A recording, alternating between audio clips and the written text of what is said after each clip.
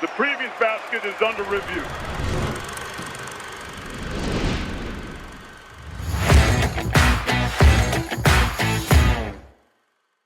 Hello, friends, and welcome to the Basket Under Review podcast. I am your host, Eamonn Brennan of Buzzer at EamonnBrennan.com. Also here at Basket Under Review, the best, coolest new college basketball website on the planet. We are back with another show coming to you live from a world in which the Indiana Hoosiers are the 16-0 national college football champions.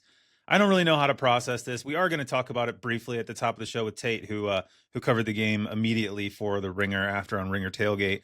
We're going to talk about a ton of college hoop stuff as well. We're going to talk about DePaul's insane week on and off the court last week. We're going to go back into the minds of talking about Georgetown, because Ed Cooley had really just in a season of bad vibes, really the all-time post-game press conference quote this past weekend. I couldn't believe it. I was out to dinner with my wife and saw it pop up on Twitter while she was in the restroom and just put the phone across the table. And not a diehard college basketball fan or anyone who she doesn't know what's going on with Georgetown. And she's just like, wait, why would you say that? It's like, yeah, this is where we are. We're going to talk about BYU Texas Tech, which was, I think, probably the most interesting game of the past weekend. And there's a lot of stuff you can tease out of it. That's what we're talking about with the way BYU plays on both ends of the floor, that maybe, some concerns popped up. We're going to talk about a ton more. We'll get to Florida Vandy. We'll talk about the games coming up this week. Before we do all that with Tate, it is incumbent upon me as ever to remind you, please go to basketunderreview.com. Sign up, $10 a month. You support this show, all the stuff we put out for free on podcasts and YouTube feeds. You get access to read everything that's on the site, which is really, really good and will make you smarter about college basketball. You get access to the Discord, where Truly breaks news, and which was really the genesis of this entire project in the first place. It's the best place to be for college basketball fans. So go check out the website. Thanks to everyone over there for doing all their good work. Also, check out our presenting sponsor, homefieldapparel.com. My Indiana Rose Bowl home field shirt is on. There you go. Aged well. New gear will be being acquired in the very near future here. Home Field is an Indiana company. It was started by an Indiana student. It started as kind of an ironic joke almost around the football program with, 9-win Indiana or 9-Windiana, and the sort of, isn't this cute? Like, Indiana football is bad, but we're having fun with it. And look at them now. And look at Home Field now. It's the premier company in the world to buy college athletics apparel. They have the best stuff anywhere. And they've been crushing it. It's been great to see the Home Field founders, Connor and Krista, getting a lot of love. There was an athletic feature story about them last week. They made some appearances, on some of the pregame shows. So a lot of synergy with Indiana's success on the football side and Home Field and Home Field's, support of this show. And as ever, we thank them and congratulations to them for diehard Indiana fans whose company is sort of now intertwined with Indiana football history. Is pretty cool. Okay. Thank you. And I'll always thank you, Home Field, for sponsoring our show. Okay, we're in the podcast now. The intro's over. I don't even know what's going on in my life, man. Tate, can you please tell me what's going on in my life? 50 years after Bobby Knight and the Indiana Hoosiers in 1976 went undefeated, the last time we've seen in college basketball, the Indiana football team in the 21st century decided, hey, why don't we do our own rendition of this? And that is the world that we live in right now. Curt Cignetti couldn't ask for a better kind of, coach to represent the Indiana culture, I feel like. I mean, yes, it is a basketball school, but to see a school, a first-time national champion, first-time appearance in the national championship game, the last time we saw that was Florida back in 1996, and that was with Steve, Spurrier. So it felt like a totally different conversation. Also, Florida was a football school. So what Indiana did just felt different. It felt like a new day. I know, when they do their alma mater, the fight song, right? It's like, hail to old IU. This feels like new IU. This feels like a new day, a new time. Their president is incredible. Their AD has been incredible. It does feel like Curt Cignetti is breaking everyone's brains in college football. And to see them, yes, it wasn't necessarily a perfect game, even though every game so far had been a perfect game. You got to see them be human as well, which I thought, to see Cignetti be mortal, to have those timeout moments, and then for Mendoza to show you why he was the Heisman Trophy winner, that feels like the Sports Illustrated cover, right? Mendoza diving over the line on the 4th and 5 play, where it looked like, by all accounts, they were going to kick the field goal, play it safe, and then Curt Cignetti says, no, that's not who we are. We've been never daunted the entire time, and we're going to go for this. And yes, it worked, and yes, it was incredible. And, you and I, we're journalists. We love stories, and I don't think you could really ask for a better story in college football. So yes, to this is a basketball podcast, but I do feel like there's correlation between the basketball team, the football team. Now with all the money that's involved, what the football team does trickle down to the basketball team a lot of times. So again, it's a conversation point to be had, but I wanted to give you a little congratulations because I know as a guy who went to a basketball school as well, you're always kind of the butt of the joke when you have a football team that everybody laughs at. And to see a program that has gone from the bottom to the top, I just think it's an incredible story. So shout out to IU and shout out to all the Hoosiers out there. Yeah, it is. It's something that I still, after the game, having a hard time wrapping my head around, and have kind of had a hard time wrapping my head around it for the last 2 years in a lot of ways, because, I wrote this on my newsletter on Monday morning. I got an editor reach out to pitch me about writing a column about Indiana, and the logistics didn't end up working out, but sort of the juices started flowing about Indiana fans and the evolution of the program and what it's kind of meant to people. And so I just wrote it on my newsletter, kind of just a jumble of thoughts of kind of, what it's been like. And from my perspective, like I went to Indiana, in 2003. I'm old now, I guess, but I was excited to go to college football games. I was excited to be at a Big Ten school. I was excited to do the whole sports thing. Obviously, the basketball team was the big draw on campus. Everybody knew that. But for me and my buddies who were obsessed with college football as well in high school, it was like, yeah, of course we're going to go to every game. Like that's what you do. And it was just such a jarring and like, depressing experience in many ways, because the teams were bad. I think they won 3 games and 4 games my freshman, sophomore year. There were numerous moments in those 2 seasons at home that were just brutally, like, we'll just kick the fandom out of you, from Ohio State fans showing up and filling up the stadium and chanting OHIO from every corner of it to, going for a touchdown in 4 straight plays against Penn State, my sophomore, or was it Penn State? I can't remember exactly who, but I believe it was Penn State, a chance to beat Joe Paterno at home at the time and couldn't do it. And it's just like, empty stadiums, and our seats were always great, even though we were freshmen, because we got there on time and we could be on like the 3rd bleacher. It was just like, what are we doing? And, I covered the team my junior year. And so I didn't have to buy tickets. I don't know if I would have, probably, maybe. But by senior year, but Terry Hepner was the coach, beat Iowa at home, building something. It seems to be like really moving in a positive direction.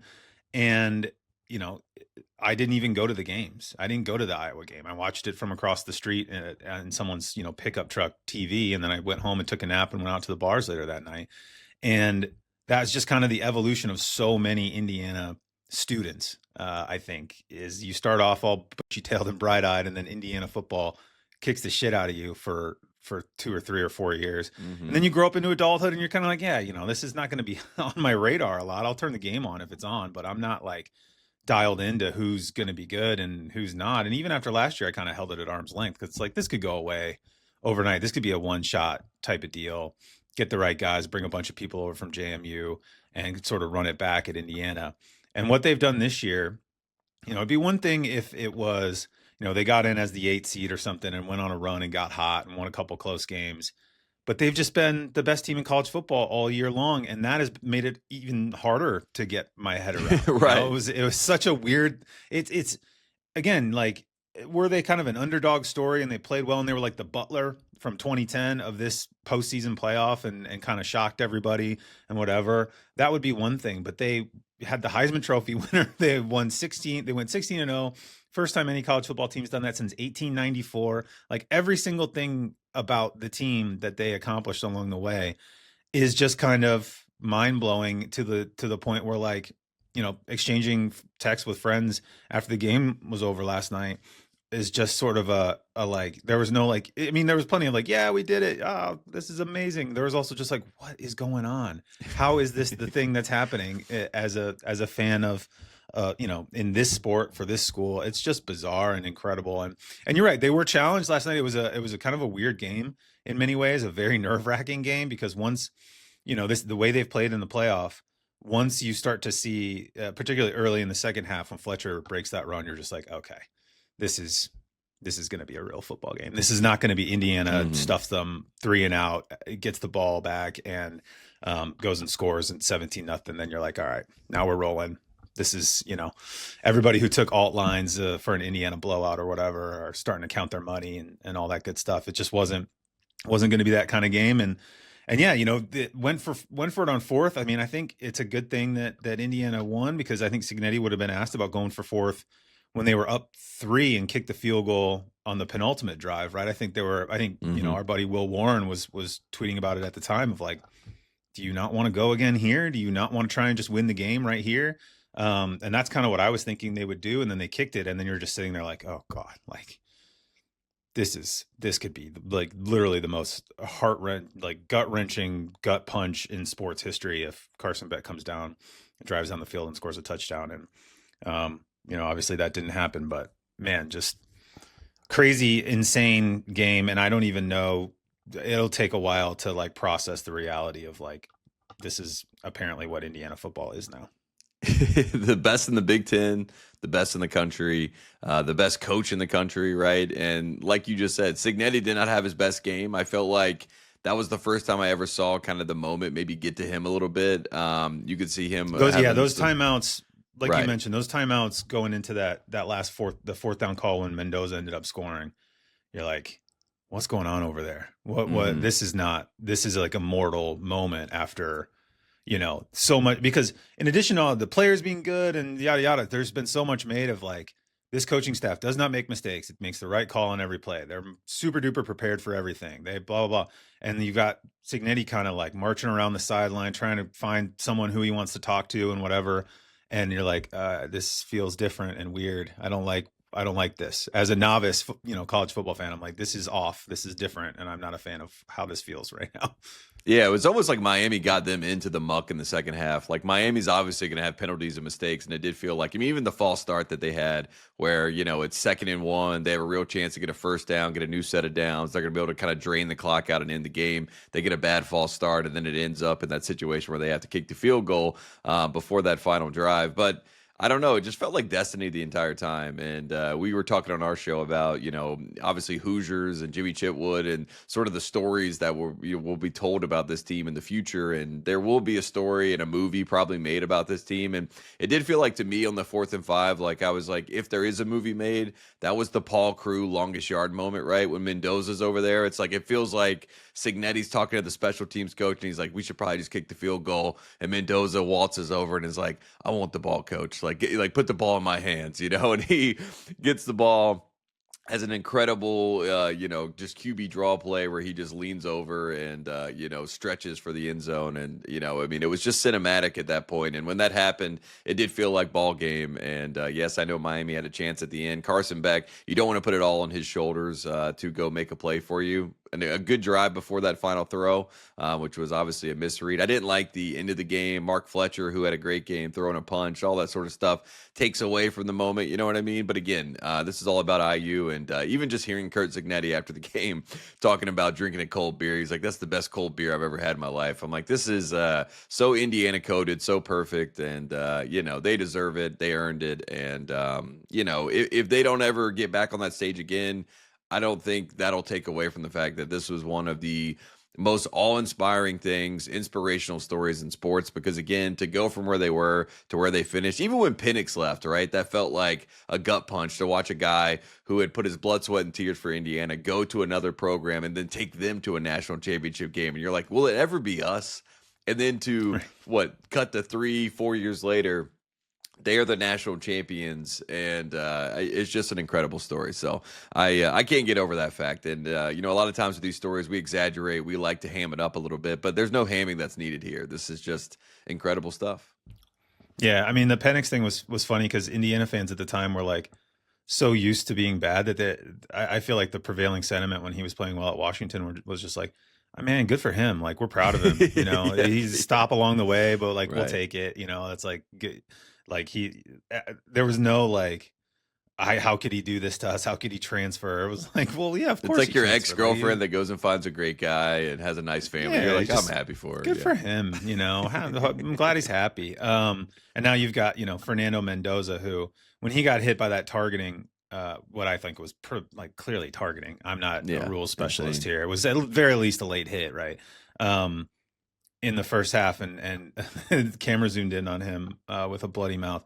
I mean, in my living room with my significant other, it was as though you with her anyway. I was just like, that's targeting. What are we doing? Blah, blah, blah. And it was like someone walked up to her and punched her son in the face in front of her. She was about to rip the TV off the wall. Like she was, Yeah. I mean, like that's the level of sort of love and devotion that kid has inspired in Indiana fans who, again, many of us, I'll happily admit it, 4, 3, 5, 10 years ago had just had the fandom beat it out of us. And yeah, you're right. If Indiana wins 3 games next year, okay.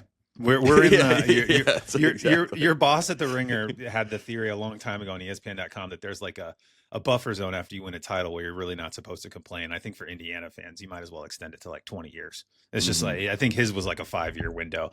At this point, it's like, as long as it takes, whatever, man. Like Right. the credit in the bank is unbelievable. And it's a remarkable thing and a remarkable, sort of emotional thing for a lot of Indiana football fans, particularly the diehards. I got to shout them out. There are a lot of people out there. Maybe it's 50,000, 100,000, 200,000. I don't know what the number is of people who routinely have gone to games for the last 30 years. It's just part of their Saturday routine. They do it anyway, no matter whether the team's good or bad, or if they watch 3 wins or 6 or whatever it's been. And those people deserve it more than anything. So super happy for them and super happy for, I think, the broader layout of the sport, both the college basketball and college football fronts, which we're going to transition now into talking about hoops. But if you're a college basketball fan out there somewhere, if you're a DePaul fan, let's say, we're going to talk about DePaul in a second, you look at this and think, like you hire a generational coach and he's got a great eye for talent and he's got a good staff and he brings the right guys in. There is no actual real thing saying that you can't do this. Now, I think DePaul fans currently probably feel pretty far away from that. But it's possible. And so let's get into sort of the crazy DePaul week that was. DePaul basketball players implicated in a wide-ranging, former DePaul basketball players, we should say, not current players. Very important distinction. Implicated in a wide-ranging gambling investigation that also involved like huge sums of money being wagered on the Chinese basketball league and text messages that were just like, hey man, what are you doing? You're playing too well. And a guy at halftime being like, I'm doing my best out here. And it's just like the most blatant stuff you've ever seen. You fast forward a few days and Chris Holtmann and DePaul wins, what was it? Their 3rd straight home game in Big East play for the first time in 10, 15 years.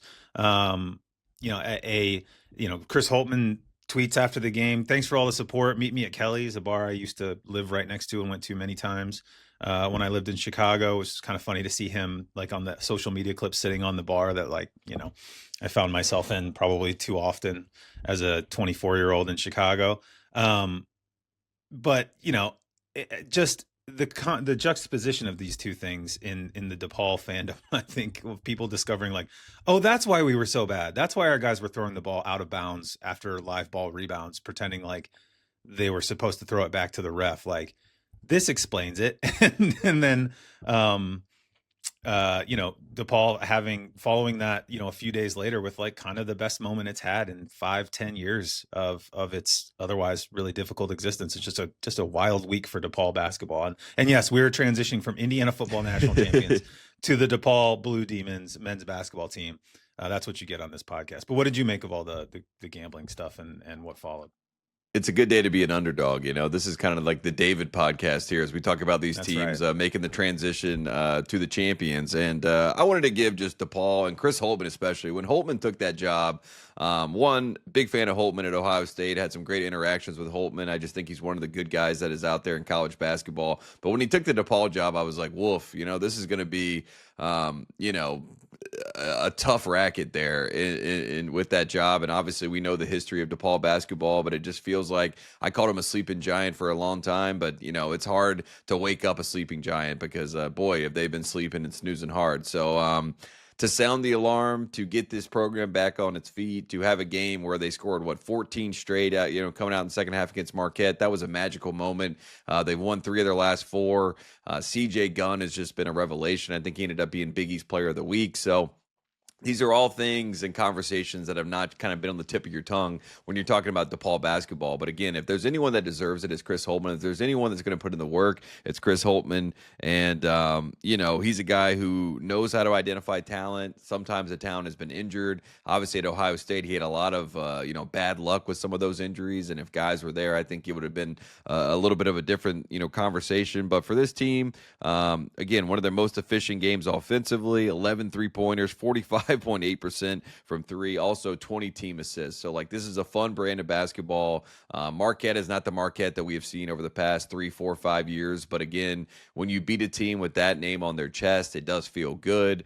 And to see that video, like you said, of Chris Holtmann, having fun, that was my big concern when Holtmann went there. I'm like, he's already had a tough time with these Ohio State fans who show up in the middle of January and go, why are we not the number one team in the country like we are in football? And the expectations are just so out of whack, And then to go to DePaul and just kind of have to be in this, miserable spot where you're just kind of fighting for relevancy. It's nice to see him have a relevant moment. And again, good play, smart play, enjoyable play to watch. And I think these are things that DePaul fans, at this point, you just want something to look forward to, something to put a silver lining on what you've seen. And I feel like this team is finally bringing that 11-7, 3-4 in the Big East. And we don't have many positive stories in the Big East. So it's nice to have DePaul be one of those stories. Yeah, so I wanted to nail down this stat. So the win over Marquette was the first time since 2014-15 that DePaul has won 3 or more conference games by January 16th or earlier. It's also the first time since 2007 in which it has won 3 straight conference home games in a single season. 2007. And it's thrown into relief. We wouldn't be talking about this, honestly, if it would be like a nice little maybe thing to mention, Chris Holtmann, he was at the bar, isn't that's kind of fun, doing the Richard Pitino thing after they beat Cincinnati. This is kind of a fun new thing coaches are doing, or I guess Mike Bray used to do it all the time, but that might have been as much from just he liked doing it anyway. Yeah, but the the DePaul joy over the weekend is thrown into relief by the details of the gambling stuff. You have 2 former players that were on campus named in the indictment for games allegedly intentionally underperforming in Big East games in February and March of 2024. This was not that long ago, right? This is 2 years ago. The indictment lists a February 24th game against Georgetown, a March 2nd game against Butler, a March 5th game against St. John's as games that were affected.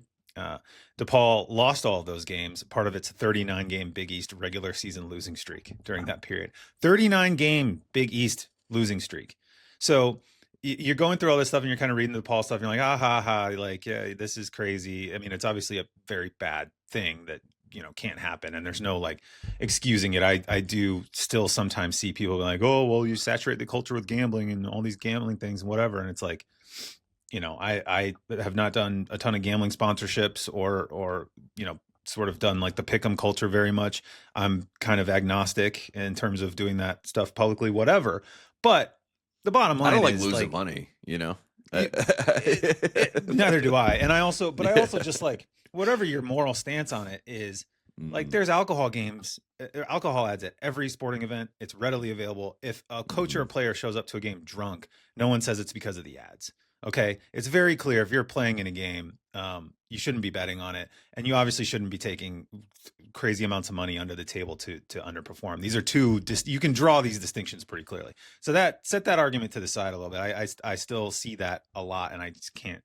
I don't really understand why it has to be 100% systemic, and there's not even an iota of personal responsibility goes into it for some people. But just the total comedy of errors that is DePaul basketball. And, look, I mean, they've beaten Xavier, Georgetown, and Marquette at home. These are things that we probably would maybe note briefly just because it's been so bad for them for so long. But, they played pretty well at UConn.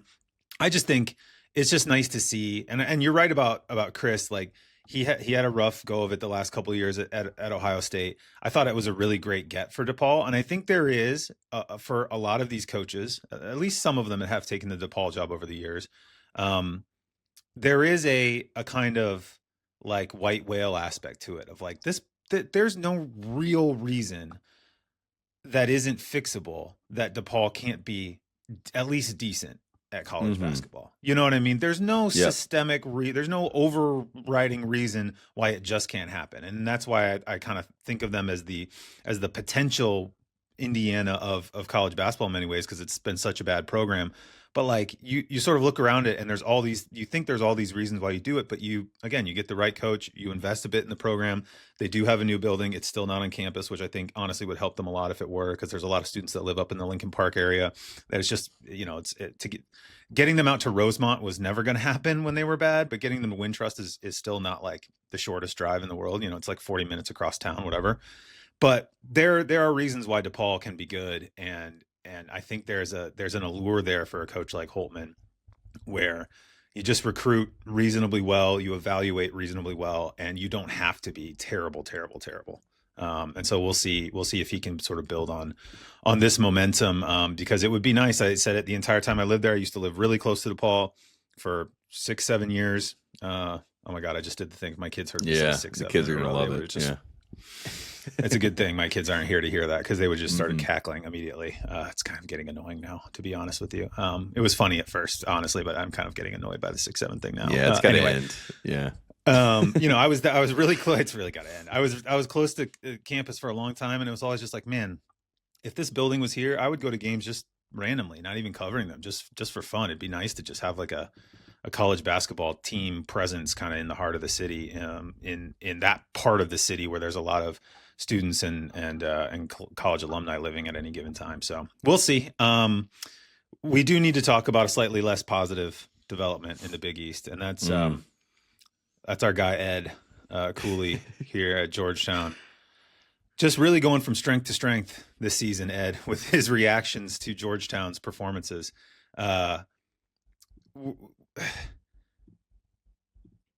Maybe the worst. I don't want to say the worst, because I'm sure there's something that's been like less well-intentioned or more overtly harmful. But quite possibly the worst post-game, the least well-calibrated post-game quote I think I've heard a coach give in a decade, at least. I can't really think of another example of just like where you look at it and you just shake your head and you're like, man, what are you doing? And so we'll read out the quote after I pull it up here. I should have had it handy, but it's just an all-timer. Let's say it started with good intentions, like he's like, it's a lot worse happening right now than Georgetown losing a basketball game. Like, when it starts out, you're like, okay, Ed, you know what I mean? I see where you're going. And then the ending is insane. Yes. You can see the intention here, right? It's like, there are bigger things in the world. Sports is not the most important thing. Everybody here is blessed just to be able to have an opportunity. You can see that kind of thought process happening, but I'd have the quote. Here it is. It's a lot worse happening right now than, and by the way, this is after they lost to UConn in a pretty good game and one of their better performances of the season. Lost by 2. 64-62. Yeah. Right. I mean, lost a one-trip game to one of the best teams in the country, coming off a good performance, but a one that showed all of the sort of tactical flaws that they had at Creighton, and some of the things that I think tangible things you can point to that aren't just the big muddle, but like specific things you can look at with what Cooley's doing with this team and how he's not doing his job particularly well on the court right now. But so they're coming off a good performance. There's at least a little sign of hope in the last couple performances. And he says, it's a lot worse happening right now than Georgetown losing a basketball game around the world, around our city, around our community. I'm not trying to deflect anything, but my appreciation and gratitude to have an attempt to try and coach these young men to be better at what we do is an unbelievable honor. Okay, fine. Yeah, we lost. We're this, we're that. But you know what we are? We're blessed. We're blessed to be 9-9. We're blessed to be 1-6 in the league. Now, if you're Ed Cooley, before you get to that last sentence, and look, as someone doing a podcast and talking, I realize sometimes I wind myself into cul-de-sacs, right? Like I sometimes start a thought and then I don't quite get back around to the end of it. It takes me a second and I gotta pull the thread back together. They call it the weave, Tate. I don't know if you ever heard that when you're doing the weave. Yeah. And sometimes you go into the blank room, you know what I mean? Where you're just like, I don't even know where I was going with this. Yeah. Right.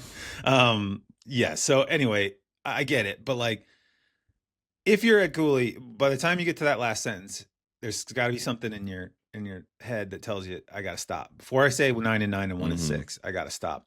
especially when you're in the context of Georgetown paid you a reportedly a lot of money, 6-7 mil. I just did it again, $7 million a year or thereabouts, and the the results have not lived up to any of the hype coming in. It's year 3 now. The results still aren't getting better. You're no closer to getting to the tournament. In fact, you're further away this year getting to the tournament than you were last year, which everyone kind of excused as like, okay, it's still kind of doing a slower rebuild here, even though we thought he'd be good right away because he's coming over and it's a transfer era.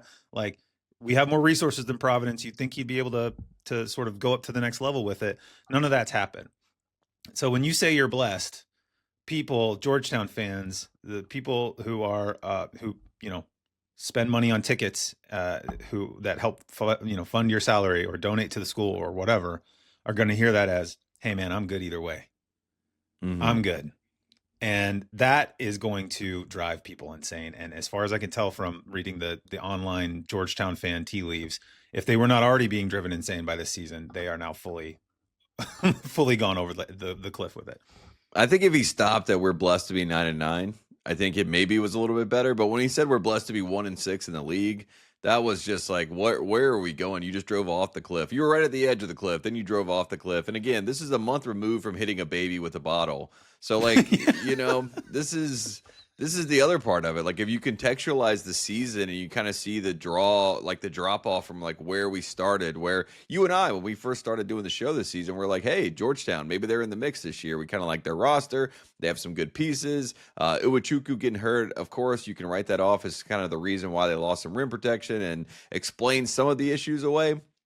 But this feels like the speech that you would give your kids, or like if I was, coaching at the YMCA voluntarily, I would give like my 8-year-olds after a game, like, hey guys, we're blessed to be here. We're not having the best season, but it's okay. And again, that's because you're volunteering to coach a bunch of kids and you want them to have the right respect and attitude. And, one of my favorite lines is gratitude is the best attitude, right? So like, this is the kind of energy that Ed Cooley is giving, but this is on the heels of, like you said, being one of the highest paid coaches in the Big East and someone that is supposed to be turning around a program, and it's not even close to what the expectation was. Providence fans, I'm sure, are enjoying every single bit of this, and they're saying, see, this is exactly what we told you he was. He's a fraud. I'm not quite there with Cooley. I always have felt that Cooley is going to get something going in the right direction at Georgetown, but this feels just unbecoming of who you thought he would be there. So I don't know what the right turn is. I don't know what the next turn is, but I promise you it can't be this. Like, it cannot be this whole, oh shucks, man, aren't we lucky to be here, guys? Like, nobody wants to hear that in the administration. Nobody wants to hear that. That's a diehard Georgetown basketball fan, because there's plenty. I know quite a few. They are not happy to hear these types of things. And in fact, when they were playing North Carolina this year, I had a bunch of friends that were like, we're going down to the Dean Dome. They had a little bit of optimism, like this might be a year we could get a win on the road, and then things start moving in the right direction. And to be where they are now, it just feels like a desolate proposition. And again, I don't know what Ed Cooley's end game is. Like, if I'm just thinking rhetorically, like, what are you trying to appeal to? I have no clue, because there's no one that listens to that you should be trying to get on your side that says, great job, Ed. That was a great press conference, because it was not. Inspiring stuff. Yeah. Yeah. Right. Yeah. No, it's like, so we talked about when he threw the baby at the small, or threw the bottle at the small child. Maybe that's the next act. This time he throws a baby. Yeah. Yeah, I mean, it's all on the table at this point. Once you connect with the baby's head with an empty water bottle, really anything is on the table. But we were talking about, you see the cracks showing, right? You can always see it with coaches when they feel like there's a pressure, or there's their job is on the line. Especially, they can things slipping through their grasp. And that to me is what that looked like, of a guy who's just like boiling over, right? This almost felt like the opposite of, it's almost kind of like an acceptance, right? And I think that's almost going to make fans angrier if you're kind of like, hey, look, it's not ideal, but what are you going to do? It's a lot worse. Like, I retweeted it with the quote. I think it's a Grizzlies player whose name I think it was Jalen Duren, maybe, gave a quote after a game where he was like, hey man, look, the season's not been going great, but it could be worse. Like, we could be homeless. And that's the kind of thing that like fans don't want to hear. They don't want to hear like, well, hey, at least I'm still rich. Jaron Jackson. That's what. Yeah. That's what it was. Like, at least I'm still super wealthy, and like no matter what happens the rest of the year, that's not going to change. Good. Right? Yeah, and that's how people will hear it. Even though I don't think that's what he was obviously remotely intending. That is how people are going to hear it in this context. Mm-hmm. And you're right. It is the kind of thing, my daughter's CYO team, she's in third grade, just got absolutely brutalized. The last time we played, it was like 50-12 or something. And the girls were, upset. And my daughter is competitive, and it particularly shows up in soccer, but it does in basketball too. And at the end of the game, she was not happy. And you just kind of have to give them like, hey man, you're here to have fun. We're here to learn the game. The score doesn't matter. And we're just kind of lucky to be able to do this anyway. Like, there's a lot of kids out there. You say this stuff all the time as a parent. You try to keep them grounded with it. Like, there's a lot of kids out there. Their only chance to play basketball, they got to go outside and just play. Mm-hmm. They don't have a chance to come play in the gym with their friends and play in a game where there's referees and you got your nice uniforms on and all that good stuff. You got to be thankful for just being on the court. And that's a great message for a third grader who just lost a CYO game 50-15. It's not a good message for fans of a Big East program, whose coach is paid $7 million a year and who was hired away at great expense, both financially and culturally and within the Big East. Of like, Georgetown put a target on its own back by doing that. And the idea is like, well, screw it. Like, we need a guy who can win. We need a guy who can win right away. He's done it at Providence. We have more money. We've got more resources. We've got a bigger brand. And so it's going to happen here, and it's going to happen pretty fast. And it hasn't happened. And I don't know that this is going to help anybody feel any better about the idea that it could happen, even though, you can maybe see some signs on the court. And you talked about Providence fans being happy. This is one of those rare situations. I don't think anybody's happy. You rewind three years. I mean, they just lost to Marquette in OT yesterday in the sort of the matinee before the national title game. It was one of the few high major games on the slate yesterday. 105-104 loss to OT in Marquette, in OT to Marquette. It's like you rewind 3 years and you just sort of wonder, maybe everybody just stays put and we don't need to do this whole thing. And Providence fans will probably be happier with the situation currently than they are. Kim English also still hasn't gotten to an NCAA tournament. Doesn't look like it's going to happen this year. And it's one of those kind of what ifs in college basketball. And Kim would have gotten a different job somewhere else, probably that same spring or soon thereafter. And yeah, just a turning point, sort of sliding door moment for both of these programs that, you kind of, for a minute there, it's like both programs seemed like they were going to be happier. Georgetown's got Cooley. Providence beat Cooley in his first year, and then they like Kim, and everything's hunky-dory, and they're enjoying getting one over on the guy who left them. And now everybody's just kind of like, we all kind of need to go in a different direction maybe. And we'll see how it goes. And that's the thing with Georgetown too, that I think fans will be frustrated by with this quote specifically, is like, there doesn't actually seem to be any heat from the administration on Cooley. Mm-hmm. And I don't know that there's going to be, I don't know the length of his contract. I'm not sure it's publicly reported. It may be, I think the number has kind of been like surfaced, it's good to be a private Georgetown's school. Georgetown's a private school. It's not out there. You can't really FOIA it in the same way. But the length of the contract, I'm not sure is publicly known. I'm guessing it was a long one. And I'm guessing that the buyout is probably something that Georgetown is not even considering at this point. So that's going to frustrate fans even more, because you'd like to be able to move on quickly from a situation if it doesn't work out. And this quote kind of gives the like, hey, everything's going to be fine either way. And I don't think anybody watching Georgetown who is now stacking up the years of not being a relevant top half of the Big East type program is going to find that acceptable. So it'll be interesting to watch to see how they handle it the rest of the year. All right, let's talk about some on the floor stuff.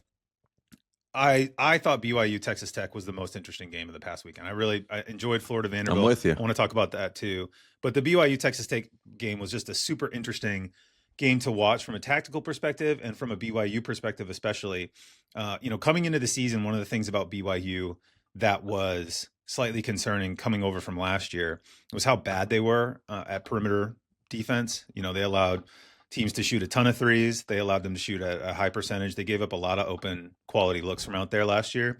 And that was one of the things that you thought they really have to hone in on. And Kevin Young is a smart guy, and he would have seen the stats if I saw them.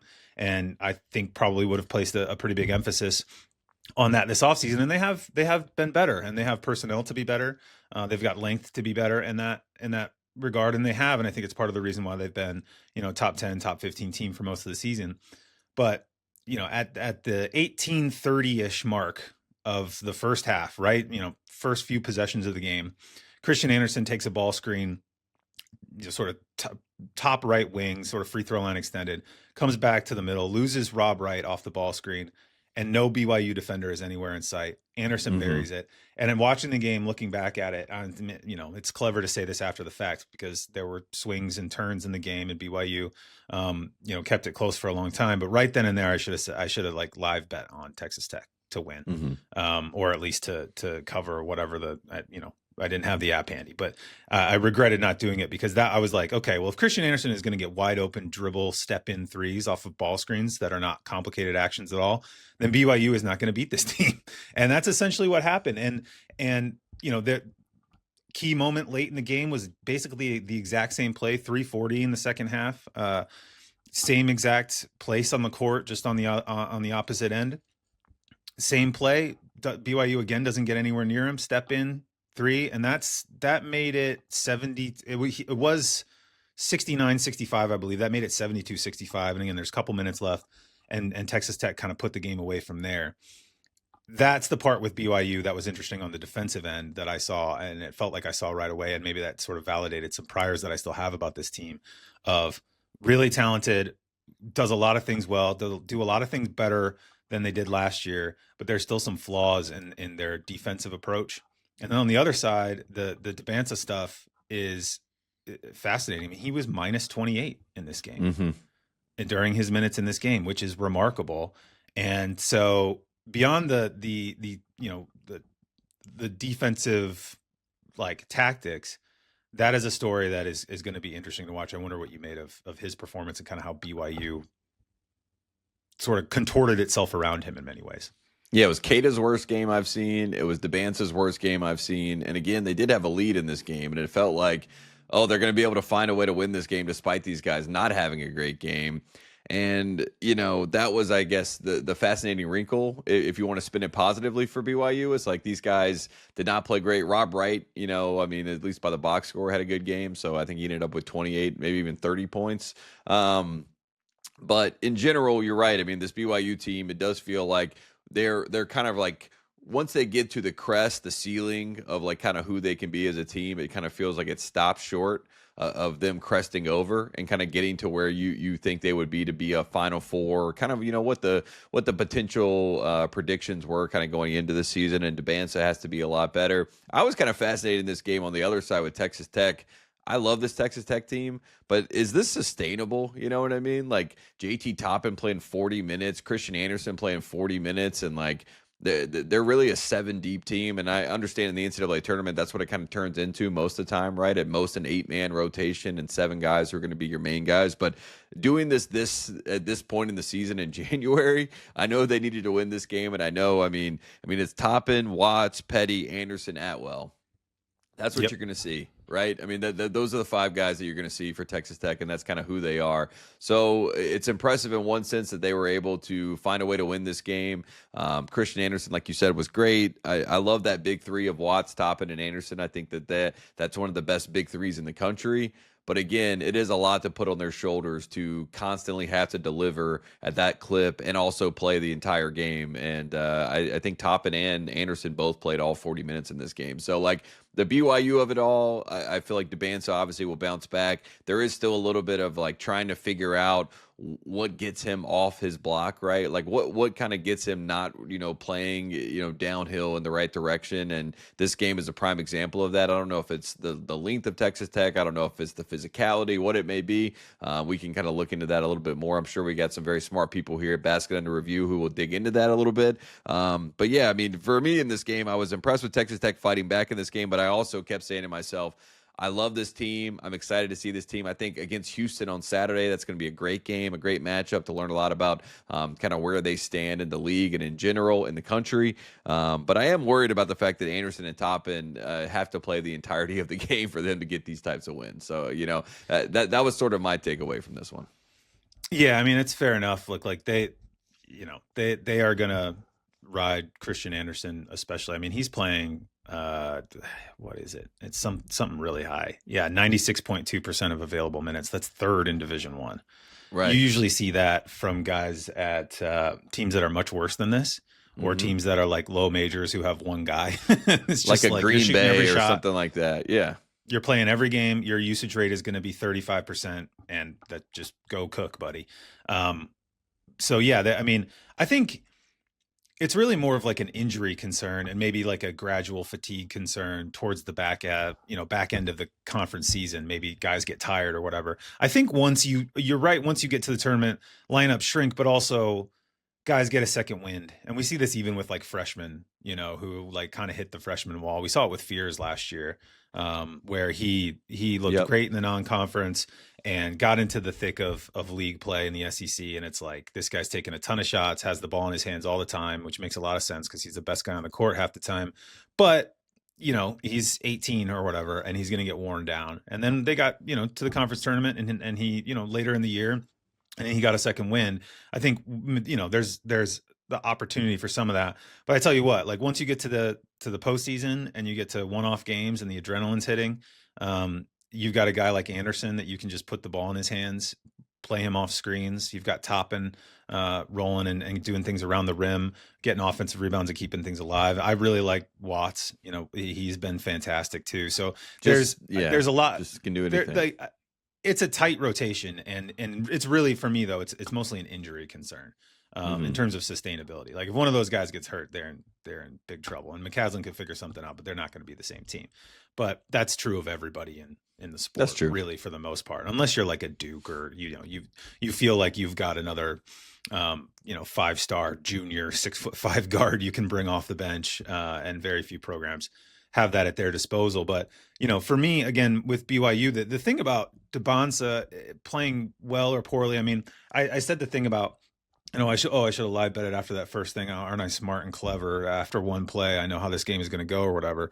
But, it would have been nervous for a while because the first half, especially, he really looked like, the number 1 overall pick or the number 2 overall pick or whatever he's going to end up being, around the rim in his like sort of sweet spots in the middle of the lane, getting to the front and just elevating over guys and scoring.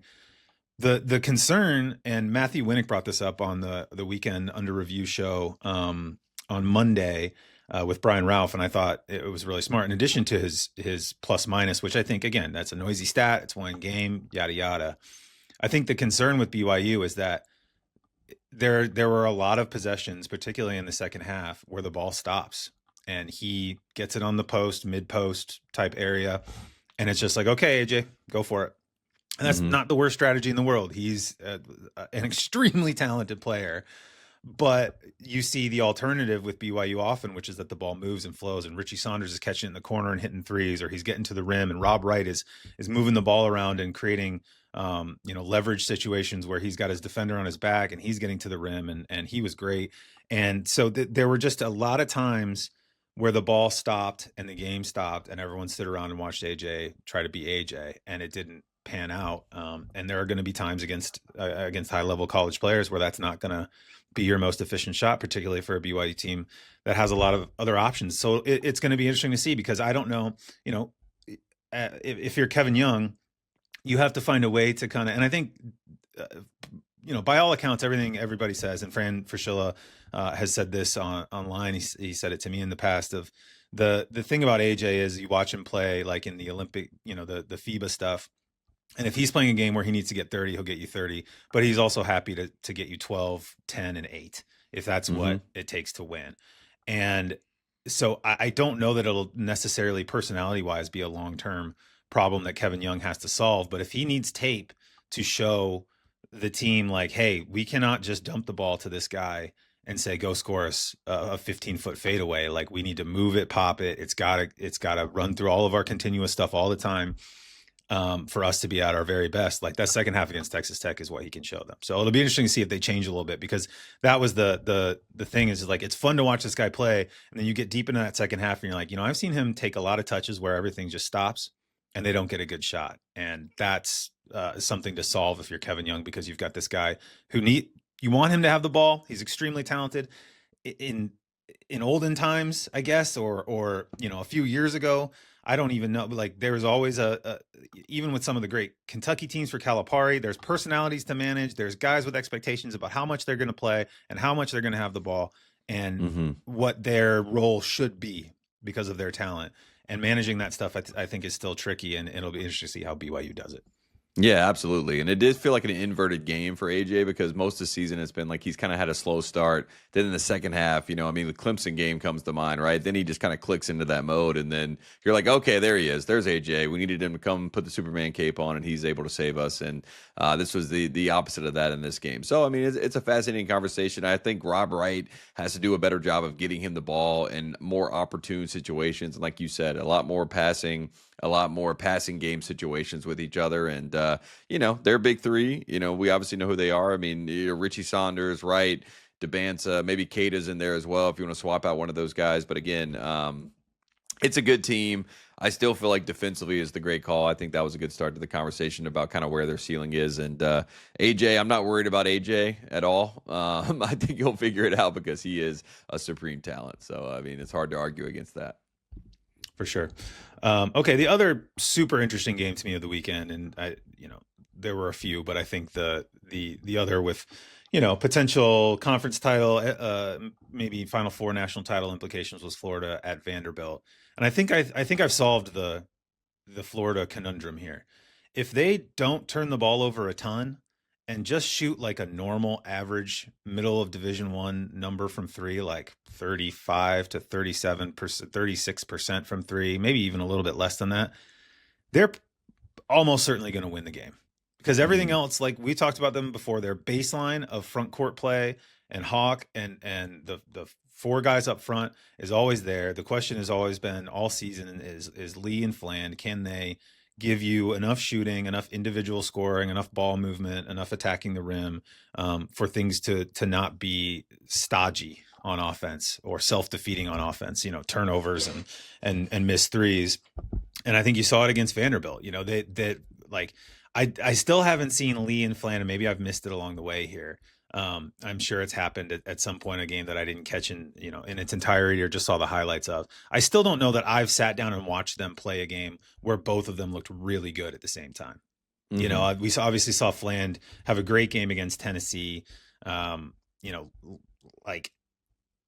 Lee is still kind of hit or miss, and I think we've seen it more from Fland, but Lee was better in this game. Fland had 7 points, Lee had 20. It's always like one of the two guys. If they both had 20 in a game, Florida's going to put up 120 points or something like that. Well, it'll just be some like crazy explosion. But in this game, Florida, 9 of 24 from three, not great. Didn't shoot the lights out. That's 37%. 10 turnovers, like a 13% rate, very low. And with that sort of stuff just like not hurting them, they are as good as almost any team in the country. It's when they have the turnovers, it's when they shoot 4 of 30 from three that they're in real trouble. But if they take care of that stuff, they're good enough to score like they did against a really good Vanderbilt team, slightly undersized, and it's a tough matchup I think for Vanderbilt. But Vanderbilt still put up 1.29 points per trip, and Florida had 1.35, and I think that's the really interesting development for Florida this year is this also going to be a top 20-ish, top 10-ish offensive team? Because defensively rebounding, all the baseline stuff, they're really good at. Yeah, Ruben Chinyelu. I mean, obviously, you can talk about Houck, you can talk about Condon. I mean, the front court's incredible, but I think Chinyelu has been the best player and the most impactful player for this team as far as turning things around with this group. 20 and 10 in this game, led the team in assists, had 3 assists as well. The touch has gotten a lot better around the rim. Just the growth from what I saw when he was at Wazoo with Kyle Smith to kind of where he is now with this team. He's becoming more of a primary guy for this group, and I think that's a big deal. And then we also had the magical story of Xavier Lee's jersey not getting packed, and then him wearing a blank number 99 jersey, him hitting a game-winning shot while wearing the number 99 jersey. And they're saying now that he might end up wearing number 99 for the rest of the season. Because if you look at the tape, like Xavier Lee has had open looks, especially compared to what he had last year. And he's even said as much, like, I've had good looks. I don't know why I'm slumping, but eventually, we have to have some sort of turn the corner moment for me shooting the basketball. This felt like a game where he had that 20.6 rebounds, 2 assists in this game. So obviously his best game as far as a high-profile type moment during his Florida career. So that was encouraging to see. And this was the game that you and I circled last week. We said this is the SEC supremacy game to figure out who actually is the best team in the SEC. I've always thought Florida's front court would get him in the conversation as the best team in the SEC. I think at Vanderbilt to get this win, to kind of prove to everybody, hey, we are who we're supposed to be as a group, especially in the front court, and we have enough production in the backcourt to make it make sense. That is very encouraging. And again, I feel like SEC Player of the Year, I think Tanner's probably the right answer right now for SEC Player of the Year. He's been incredible for Vanderbilt, but Chinyelu would be my probably number 2 pick. And I know Houck is supposed to be the guy that's getting all the credit, but for me, what Chinyelu has been able to do for this Florida team, especially as they've turned things around, has been really impressive. And he sets the tone physically for this group, and around the rim, it's really hard to deal with him. And I think you saw that in this game. Yeah, I mean, I think coming into the season, if you had to choose who between he and Alex Condon is more likely to be like a star for this Florida team. I mean, you would have gone Hawk first, and then they'll figure out the backcourt. And then between Chinyelu and Condon, Chinyelu's always felt to me like kind of just like the, a bit of a load bearing piece, but not like he never sticks out. Condon tends to do the stuff that's a little bit more eye popping in terms more of flashy, pure front court talent. Right. But man, Chinyelu, you're right to bring him up. He's been a complete rock this year. His rebounding numbers have gone way up from what they were last year on rate wise. He was last year in like 50-ish% of minutes. He was 22.4% defensive rebounding rate, 13.7 offensive rebounding rate. That's really, really good. This year, his defensive rebounding rate is 28.3%. That's 8th highest in the country. Offensive rebounding rate, 17%. That's 14th highest in the country. So he is destroying things on both ends of the glass. And he's surrounded by guys who, if he doesn't get the rebound, they're likely to. I mean, this is the thing about Florida, is for all their foibles shooting the ball, for all of the backcourt questions and some of the turnover problems that they've had, they rank second in the country in offensive rebounding rate on the offensive end, and third on the defensive end, meaning they allow the third lowest, the 23.2% on the defensive end in terms of opposing offensive rebounding. They rebound everything. And so they get tons of extra shots. They get tons of, even with the turnover stuff, they still generate enough, pure shot volume to be effective every time.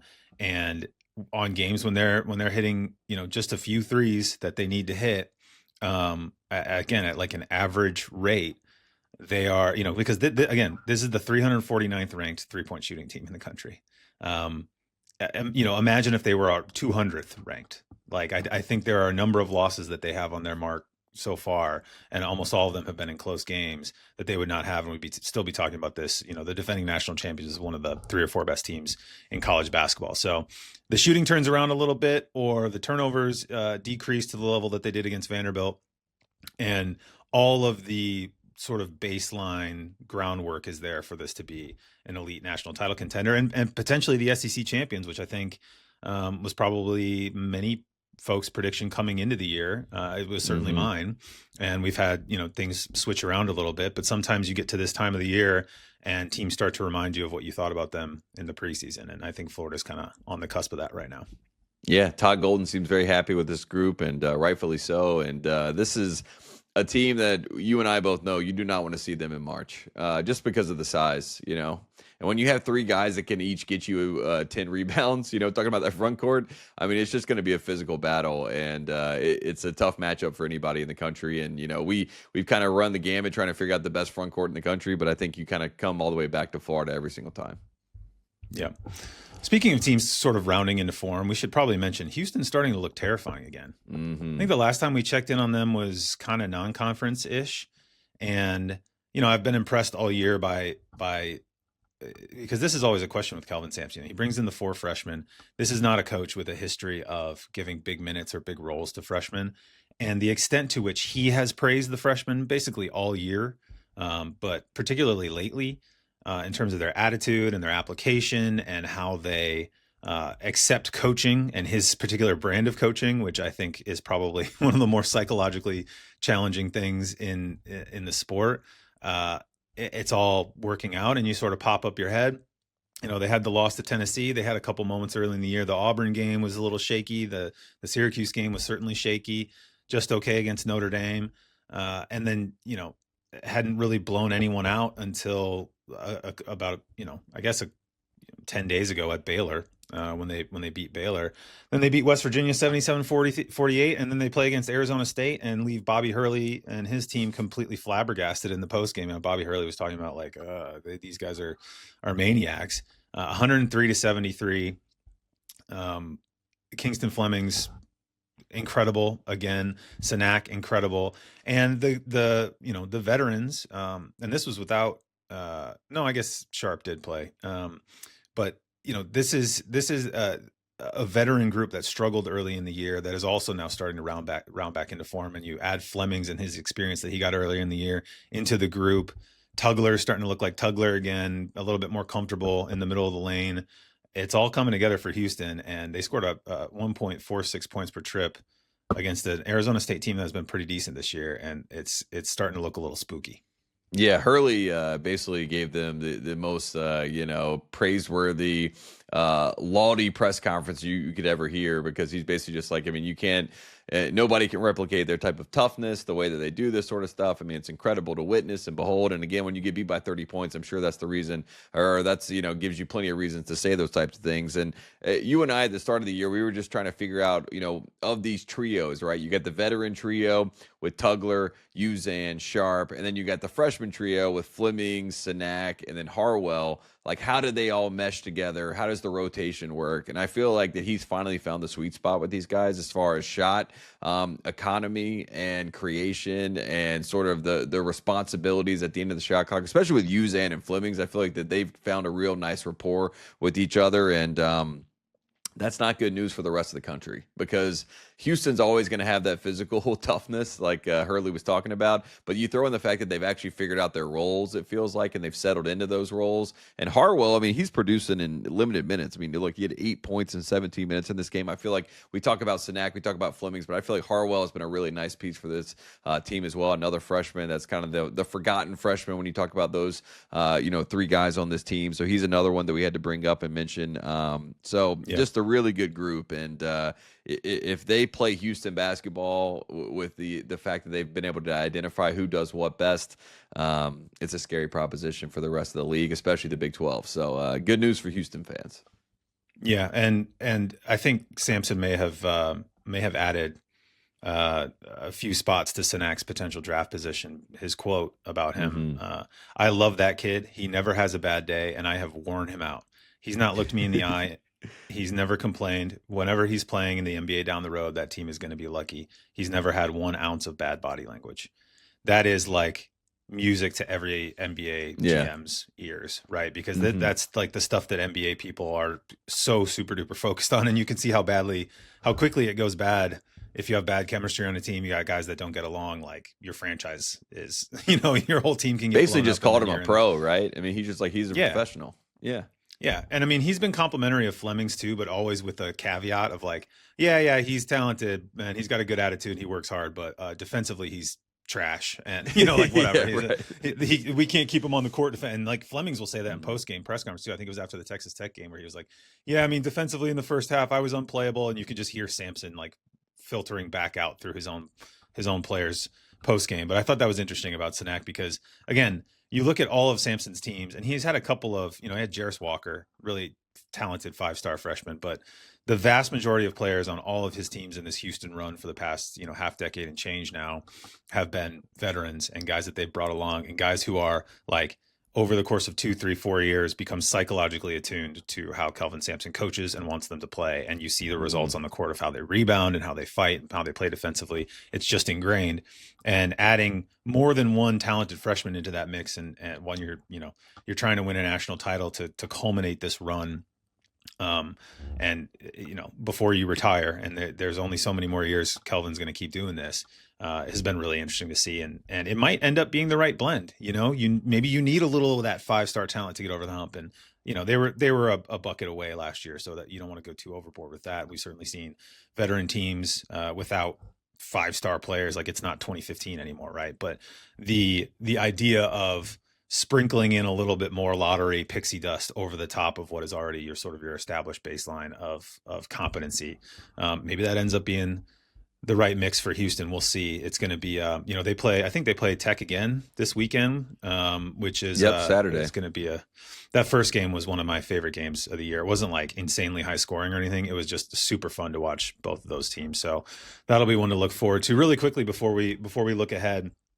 wanted to check in with you on UNC. We spent a lot of time talking about my alma mater at the top of the show. Your alma mater's basketball program feels like it's going through another one Yours of those. Yours is a much more fun conversation, I think. Yeah. Yeah. Feels like it's going through another one of those existential conversations that seems to happen.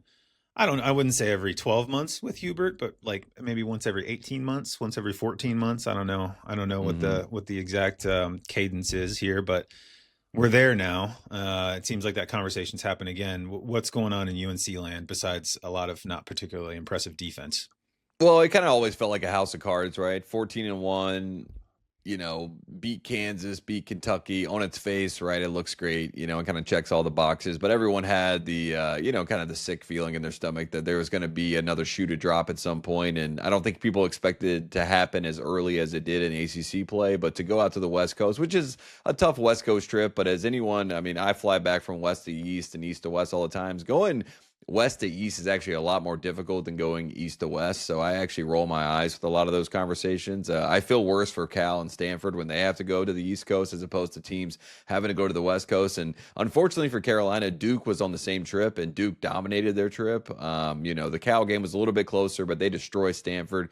When North Carolina lost to Stanford and the way that they lost with Corey just absolutely dominating them in the same way that Boopie Miller did, it was just one of those moments where you're like, how is there not any sort of, friction created defensively against these guards? How is there not any adjustments that are being made? And again, I think the problem with Hubert, and is always going to be a conversation, is in-game coaching is just not up to par. And these are smart, just like Indiana, just like a Kansas, just like a Kentucky, just like a UCLA, UConn. You know what I mean? You put any of these fan bases in a room, you give them tape to crunch and watch a game, they will give you their unfiltered thoughts about what they see, and they know basketball. You know what I mean? You don't need to be pedantic when you're talking to these people because they've watched a lot of good basketball and they know what it looks like. So when a coach doesn't make adjustments and switches everything, and after the game, Caleb Wilson has this, press conference moment where he's like, look, they kept running the same play, and, they were just doing different wrinkles out of the same play, and we couldn't figure out how to, deal with their horn set. And then Hubert Davis is asked about Caleb Wilson having that comment, and he's like, that's not true. They weren't running the same play over. It's like there's some sort of miscommunication there. Either one, you don't want the people to know that, that's what was happening, or two, you don't know that's happening, which might even be worse. So either way, it's a bad look. And people can also go back and look at the game. Like, there's plenty of people smart enough at Basket Under Review and elsewhere to go back and look at the game and be like, I know exactly what that play is called. Yes, it's the same, or no, here it's different, or it's just the same. Right. It's all Spain, but it's 5 different variations of whatever it may be, right? So people can figure that stuff out pretty quickly, and you can't gaslight them into saying it is or it isn't. It is, and it's one of those things with Hubert where he is such a nice guy, but media-wise, he's just been off the mark from the jump. I mean, the best kind of moments he had were 2022 Miracle Run, which obviously got a lot of comparison to Mike Davis with Indiana in 2002, which I felt like was a very fair comparison, especially as you look back on it now. The number 1 seed they had a couple years ago, that was great. But again, you have Alabama, Nate Oates out-coach you in a game that was, again, right in front of people's faces. Roy Williams has, one of those staples of like, we don't switch everything because we want guys to fight over screens, yet you do switch everything. So philosophically, you're off the mark, right? There's just so many little things when you add it up. It's just like, this isn't quote unquote Carolina basketball. People get frustrated. 5 years is a long leash. It wasn't necessarily the choice that a lot of people thought would be made in the first place. And as you see other programs like a Vanderbilt and all these sort of places that are hiring new head coaches and succeeding, you're saying to yourself, why is Carolina basketball? And you have Duke down the road doing what they're doing, right? Which they're just a machine. So, you put those two things together, you get a lot of frustrated minds and a lot of frustrated faces and a lot of people that are clamoring for something different. And I honestly, going into this season, I thought this was a make or break year for Hubert, and I think it might be broken. And I will be fascinated to see what the search and what the future looks like and what those conversations look like. I've always thought that a very Hubert Davis thing to do would be like a more of a step down than a firing type deal, just because of his relationship with the university. I don't know if that would ever be the case that's happened. I said that a couple years ago. I thought that could be the way that it turns. I was told that was idiotic and would never happen from people inside the program. So, I mean, we'll see what happens, but that's sort of where things stand right now. I still think North Carolina can be a tournament team. I think they could be, a ceiling of a 4 seed, 5 seed, somewhere in that range if they get things back on the rails. They got some good opportunities coming up, whether it's a Virginia, whether it's a Duke. They wrap the season up with Clemson and Duke. Those are 2 ranked teams that they could, maybe get some good momentum going into the tournament for Hubert. But again, this is completely off the rails at this point, and not the standard. And I think when you don't live up to the standard, as basketball schools know, it's just people start getting the pitchforks out quickly. Yeah. I mean, look, for Carolina, I think if you go away, lose, three away games in your 4 games, lengthy trips, whatever the time change, jet lag calculations involved, you can kind of excuse it. I think it's the how so much as the what with Carolina, and probably why people are upset right now. Before the Cal game, and I'm not sure the Cal game lived up to this. I haven't actually checked it, but there was a note from Adam Lucas covering the team after the Stanford loss. The opposing leading scorer has exceeded his season scoring average in every game since the season opener, when there was obviously no leading scorer entering the game. That's not great. That's not great. And if you're switching everything as a fundamental principle of how you want to play defense, that's fine if you have the personnel to do it, right? Particularly if you're long enough, you feel like your guards are robust enough to switch. If you've got Malik Brown, not to bring up a Duke player, on the floor, that's right, though. then yeah, it probably it probably makes sense to switch as much as possible and just let him go blow things up, right? I'm not sure Carolina has that, particularly in its backcourt on the defensive side of the ball. And so if it's not working, you got to change it. And people can see but like beyond the box score, quote unquote, to kind of use a cliche, and they can see the actual hows and whys of why this stuff is happening. And like you said, particularly places like Carolina, but elsewhere too. I mean, almost any fan base these days, there are resources for fans now to really understand what's going on the court and not just react to the box score. And if Stanford or Cal gets super duper hot and it's a one-off deal, and they're hitting shots over the top of you from 25 feet, you can shake hands and walk off and be like, hey, look, that's a tough loss. Well, whatever. But when it keeps happening and it's a consistent theme, then you have a problem on your hands. And yeah, it'll be interesting to see what happens with Carolina. Cause I always kind of, the Hubert thing, I whether or not he steps down, I don't think it's the kind of situation where it would necessarily need to be acrimonious. We've seen lots of programs hire their former coaches. It doesn't work out, or former program legends or whatever, and it doesn't work out, and everybody shakes hands and eventually goes away, and maybe there's a buyout involved. I don't think Hubert's buyout is going to be like onerous for the university, whether or not he decides to voluntarily step down. I mean, they can get probably out from under it pretty quickly. So there's flexibility there for Notre Dame that maybe say like Georgetown, as previously mentioned, does not have. And so there aren't those kinds of discussions happening, even though they're having a much worse season, maybe relative to standard. But it'll be interesting to see. It's a good time to check in on Carolina. And like you said, opportunities coming up, some interesting games, and just, tighten it up, man. You can't let guys get their best number of the night of their career or their season every single time you play them. That's not going to work. And there's good coaches in the ACC now, or like Ryan Odom, Kyle Smith, like all these guys. So like if they're exposing Mark Madsen, if they're exposing you for, your lack of, in-game strategy, then, that also lends itself to a different conversation too, which is another part of this. I think this is a major theme of the season, and an interesting one that I'm sure Carolina fans on message boards and whatever are talking about.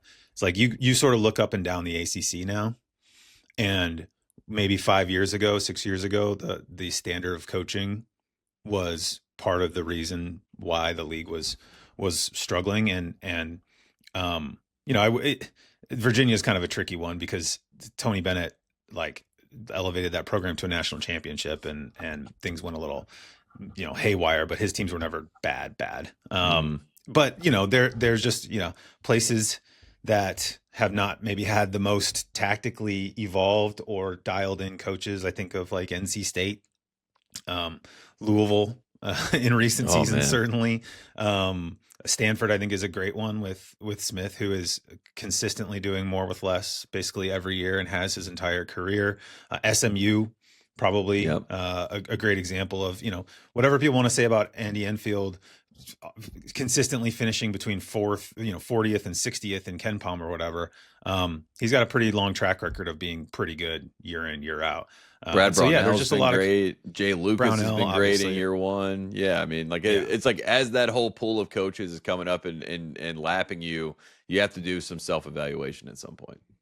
100%. So it's an interesting theme for the ACC, and I'm sure, like I said, something Carolina fans are probably starting to take note of as they sort out their feelings about Hubert. Okay, I think that's most of it. Real quick, we can look ahead. I think there's we're in the heart of the year. We're in the heart of the season now. College football's done. As we discussed, we've got some really good games. I mean, even Tuesday night here, Vandy at Arkansas, that's fantastic. Tech goes to Baylor after the BYU win. Mm-hmm. Purdue at UCLA should be interesting. Mick Cronin making his grumbling noises, his like thrice annual. Well, I just don't know. It's my fault for recruiting them. This is the world we live in type of grumbles post game. Whether it'll be followed by the standard, 2-3 wins in a row and everybody's hunky dory again, we'll see. But Cronin is doing Cronin stuff.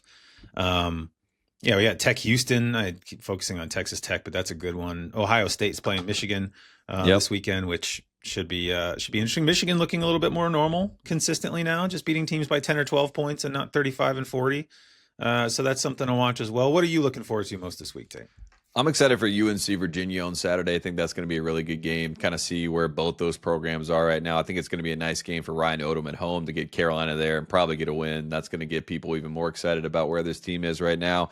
And then Illinois Purdue is another game that I'm really excited to see on Saturday. And you mentioned already Houston, Texas Tech. So this is kind of like if you haven't been watching because you've been locked in on college football, this is kind of the welcome to college basketball. And I think if you tune in on Saturday, you're going to have a lot of good games on the slate, and you're going to kind of learn about who the best of the best is and where everybody stands right now. So I think Saturday is the day. Obviously, a lot of good games during the week, and a sneaky game tonight that I'm excited for because I'm doing the ACC network basketball show right now too. So I'm locked. I'm watching all these ACC basketball games. So I got NC State at Clemson tonight, which I'm looking forward to as well. I think that's going to be a good game.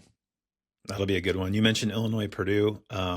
Miami goes up to Syracuse on Saturday. Mm-hmm. That's kind of interesting. Miami continuously winning basketball games, although they did drop one against Clemson at Clemson. But, not to bring it all back to Indiana, but my guy Malik Renew has just been an absolute stud. Been great all season. Trey Donaldson and Malik Renew, right? Getting put in positions to score without another huge human being standing 5 feet away from him. Who knew what could happen if you did that? Mike Woodson. And a 5-star clapping for the ball, like give it to me in Baco. Yeah, pretty good. Exactly. But also, what's the other one? Oh, Villanova UConn. Mm-hmm. That's a sneaky. I mean, it's not even that sneaky. It's going to be the 12:30 Fox broadcast on Saturday. Saturday's obviously great. Obviously going to UConn. That's tough. But like this Villanova team is has been really good. And maybe a sign that St. John's has turned the corner here now with their win over Villanova Saturday. But I still like Villanova, and I like them making things at least a little tricky for UConn. But yeah, you mentioned it's that time of year. It is the, hey, have you guys been watching college basketball? No? Okay, well, Saturday, that's what's on. Yep. I don't even know. Is there any NFL playoffs on Saturday? I don't know what the NFL schedule looks like this weekend. I think there are probably. Actually, I don't know. Probably not. Are. Yeah, probably they're always not gobbling now, up the real estate. I know they love it at this stage.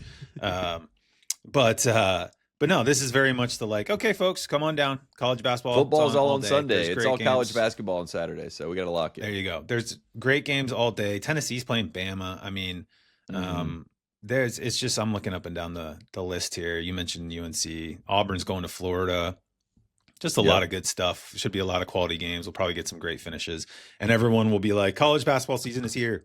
And it is, and it's going to be a fantastic ride all the way through, Selection Sunday and then into the tournament. And we will be here with you for all of it. I think that's going to do it for us today.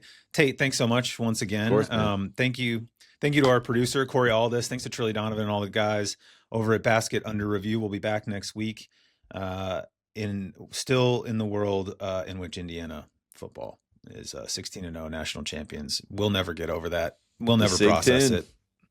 It's just going to be a thing that happened that sort of feels surreal for the rest of Indiana fans' life, but that's where we are, and we'll come to terms with it, and we'll be back with another show next week. Thanks, everybody. Thanks very much, everybody. Bye-bye.